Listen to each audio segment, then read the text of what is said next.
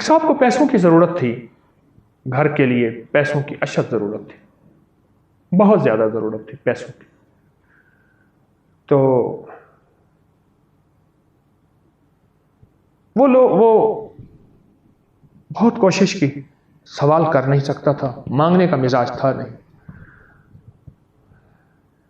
یہ نفل بتا دیا اس کو کہ یہ نفل پڑھ، اللہ سے مانگ، یہ نفل پڑھ، اللہ سے مانگ. پڑھتا رہا، روتا رہا، 2 رکعت نماز نفل. اس کے بعد 3 دفعہ سورۃ یاسین پڑھ کے گڑ گڑا کے اللہ سے دعا کرتا رہا، مانگتا رہا، پڑھتا رہا. روزانہ پڑھیں، صبح شام پڑھیں، روزانہ پڑھیں، پڑھ یقین سے پڑھیں، توجہ سے. قدرت کا نظام دیکھیں، کچھ ہی مہینوں کے بعد اس کے بھائی نے کبوتر رکھے ہوئے تھے،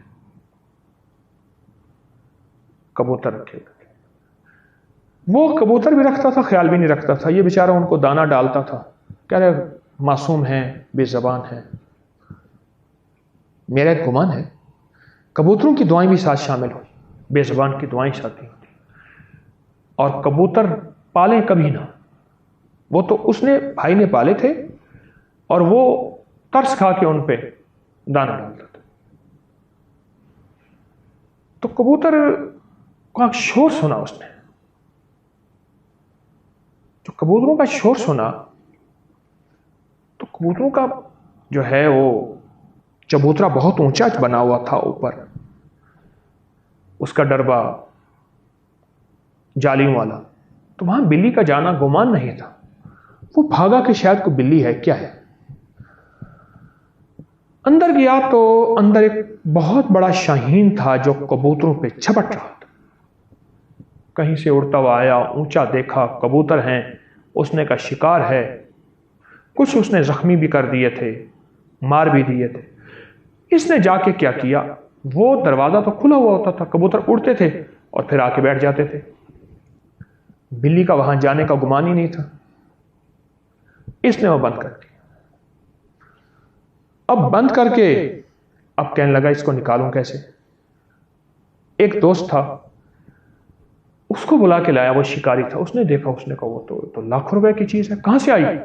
ایسے آ گئی. کہا تیری تو قسمت ہے. اب اس پہ کسی طرح کپڑا ڈالا اور کپڑا ڈال کے، چادر ڈال کے اس کو بے بس کیا اور بڑا سا پنجرا بنوایا اور پھر اس کو اس پنجرے میں منتقل کیا اور پھر اس کے گاہک تلاش کیے. یہ بات ہے کوئی غالباً 30-32 سال پرانی. اس دور میں وہ 7 لاکھ کا بکا تھا، 7 لاکھ کا بکا تھا اور اس کو ضرورت تھی 1.5 لاکھ کی.